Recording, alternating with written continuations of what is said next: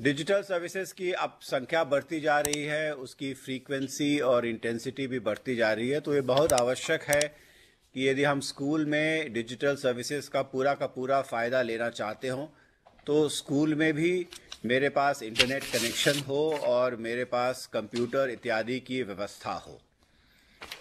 बहुत से बच्चे डिजिटल सर्विसेज को अपने स्मार्टफोन के द्वारा भी एक्सेस करते हैं, लेकिन सभी के पास स्मार्टफोन भी नहीं है। तो इसलिए बहुत आवश्यक है कि ये जो कॉमन सर्विस सेंटर जो सभी पंचायत के स्तर पर पूरे देश में क्रिएट किया गया है, इसको हम स्कूली शिक्षा में डिजिटल सर्विसेज के आउटरीच को बढ़ावा देने के लिए कैसे मैक्सिमाइज कर सके, कैसे लेवरेज कर सके, ये हमारे लिए बहुत ही आवश्यक है। आज के दिन में 50% स्कूलों में ही इंटरनेट है और कंप्यूटर है, और वो ऐसे स्कूल्स हैं जो हायर सेकेंडरी और सेकेंडरी हैं, यानी कि एलिमेंट्री स्कूल्स में अभी भी हमारा एक्सेस बहुत ही कम है।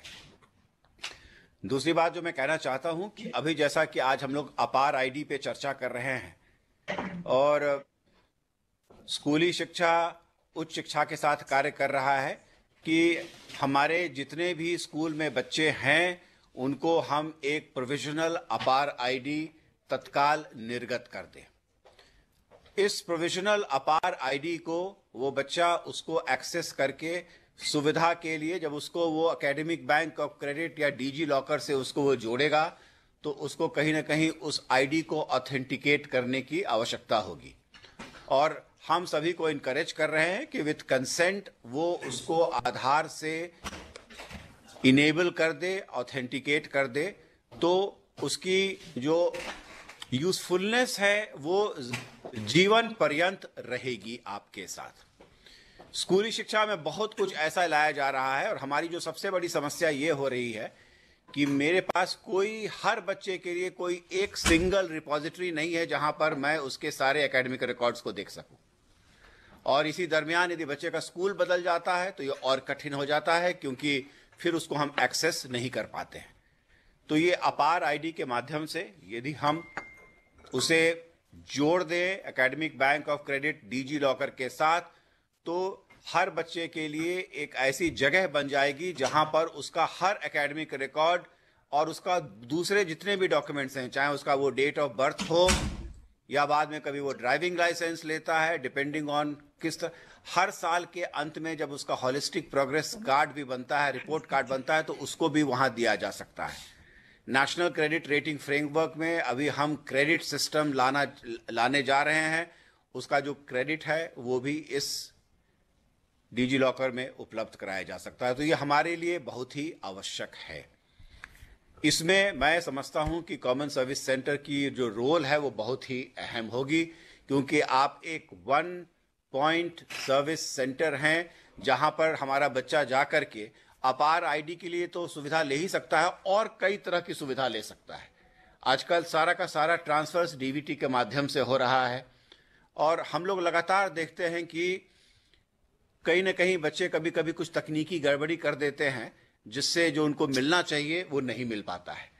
तो बच्चों के लिए भी डिजिटल जो फॉर्म भर रहे हैं उसमें हैंड होल्डिंग बहुत ही आवश्यक है, और कॉमन सर्विस सेंटर इसके लिए बहुत ही उपयुक्त है।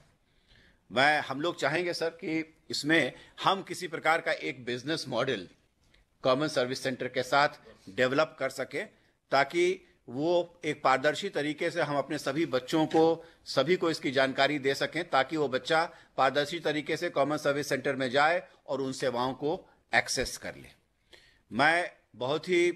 हम लोग बहुत ही हर्षित और एक्साइटेड हैं यहाँ पर मिनिस्ट्री ऑफ एजुकेशन में कि ये जो एक बहुत ही इम्पॉर्टेंट इंटरवेंशन जो अपार आईडी का लाया जा रहा है, और मुझे लगता है कि इसके अभूतपूर्व परिणाम हम सब लोगों के सामने आएंगे, और ये सिस्टम को एक बहुत ही अच्छे तरीके से पारदर्शी बना देगा, ट्रांसपेरेंट बना देगा और एक कन्वीनियंट बना देगा कि आप न जाने कहाँ जाएं, आपको हर वक्त एक मोबाइल फोन पर या एक कंप्यूटर के सामने आप बैठ जाएं तो आप अपने सारे रिकॉर्ड्स को एक्सेस कर सकते हैं। और द लास्ट पॉइंट मैं ये कहना चाहूँगा कि ये जो हमारी स्कूली शिक्षा में या उच्च शिक्षा के तहत में जो फ्रॉड के भी जो शिकायत आते रहते हैं, उसे भी हम पूरी तरीके से कंट्रोल कर पाएंगे। इससे कहीं बेहतर हद तक हम frauds in documentation, fraud in jobs, इन सब पर हम चेक कर पाएंगे।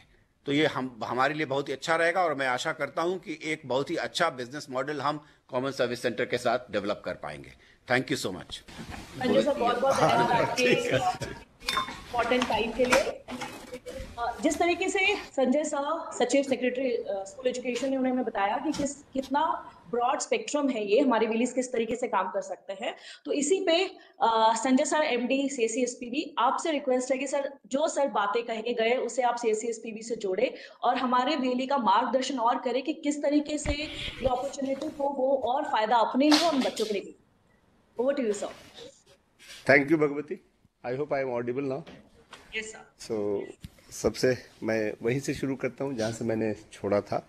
सेक्रेटरी हायर एजुकेशन साहब हैं, जो सेक्रेटरी स्कूल एजुकेशन ने बताया कि this is a revolutionary step which is being initiated and we are very proud that we are a part of it. Step simple सा ये है कि अगर स्टूडेंट्स की जर्नी शुरू होने से लेके जर्नी के अंत तक और लाइफ लॉन्ग एक सिंगल आईडी हो, जिस आईडी से उसके सारे academic records plus other records जुड़े हों, तो लाइफ बहुत सिंपल हो जाता है।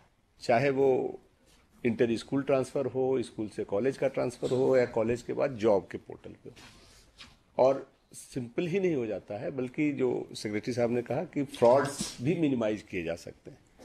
तो ये सब सारे जो चेंजिंग एफर्ट्स हैं, जो डायरेक्शन चेंजिंग एफर्ट्स हैं, जो इपॉक चेंजिंग एफर्ट्स हैं, उसके लिए ज़रूरी है कि उनकी एक कॉमन आईडी हो और पूरा एजुकेशन सिस्टम उसी कॉमन आईडी को यूज करे, हर साल उसी से लिंक कर करके क्रेडेंशियल्स वगैरह सब अपडेट करे। और उसके लिए इनिशियल फेज में अवेयरनेस फैलाने के लिए और उन इंस्टीट्यूशंस में जहां की कैपेसिटी नहीं है, चाहे हार्डवेयर सॉफ्टवेयर की कैपेसिटी हो या कॉन्फिडेंस की कैपेसिटी हो, सब बनाने के लिए वो सीएससी का काम है, जो हमारे वीएलई करते हैं, करते आ रहे हैं। क्योंकि थैंकफुली वो डिजिटली सैवी हैं, हर जगह उनका प्रेजेंस है और लोगों से वो टच में है।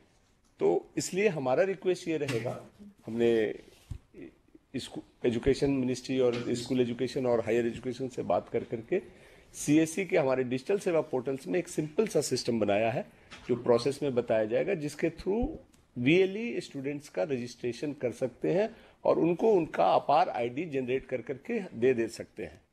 और फिर वही आईडी वो जब स्कूल में जाएंगे तो एडमिशन के समय दे देंगे, तो सारी चीज लिंक हो जाएगी। ये सारे वीएलई पूरे देश में करें और हम आशा करते हैं कि हमारे 5 लाख वीएलई अगर 100 भी करें तो 5 करोड़ तो बहुत जल्दी से बन जाएगा और सबकी जरूरत है ये। तो आप एजुकेट करें, लोगों को समझाएं, आईडी जनरेट करें। और उसका दूसरा पक्ष ये है कि जो स्कूल्स हैं, जैसा सेक्रेटरी स्कूल एजुकेशन ने कहा था कि लगभग 50% स्कूल्स ऐसे हैं जिनके पास अपना इंफ्रास्ट्रक्चर नहीं है, उन स्कूल्स को हेल्प करें। हम लोग और वर्कआउट करेंगे कि क्या हम उन स्कूल्स को उनके जो क्रेडिट्स हैं उसको अपलोड करने में मदद कर सकते हैं, या साल के सेशन के शुरू में हमारा वीएलई स्कूल में जाकर के बैठ जाए 2-4 दिन के लिए। जितने बच्चे एडमिशन में आते हैं, जिनकी आईडी है उनकी ठीक है, जिनकी नहीं है उनकी आईडी जनरेट करके दे। एग्जाम खत्म होने के बाद क्रेडिट करने में हेल्प करे। क्या हम स्कूल्स को हेल्प कर सकते हैं? मुझे लगता है कि इसमें हमारे वीएलई हेल्प कर सकते हैं, तब तक जब तक कि स्कूल के टीचर खुद कैपेबल नहीं हो जाए। और हमें कोशिश ये करनी चाहिए कि जल्दी ही वो खुद कैपेबल होकर अपना अफेयर्स मैनेज करें।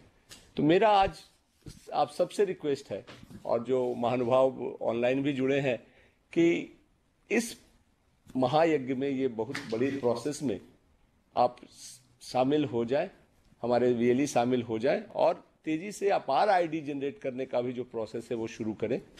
और इसके रिजल्ट के साथ बाकी चीज़ें हम जैसे जैसे बढ़ते जाएंगे आप सबसे शेयर करेंगे। और आशा करते हैं कि मिनिस्ट्री ऑफ एजुकेशन के साथ सीएससी की इस कोलैबोरेशन से ये जो एक बहुत बड़ा यज्ञ शुरू हुआ है उसमें हमें सफलता जरूर मिलेगी। सो आप पे बहुत बड़ी जिम्मेदारी है। मैं सारे वीएलई से रिक्वेस्ट करता हूं जो हमसे सुन रहे हैं कि, और मुझे विश्वास भी है कि वो जिम्मेदारी के साथ इस जवाबदेही को निभाएंगे और एक अच्छा नंबर और एक अच्छा माहौल बन करके उभरेगा about this APAR ID and its usefulness. So I wish you all the best. Thank you.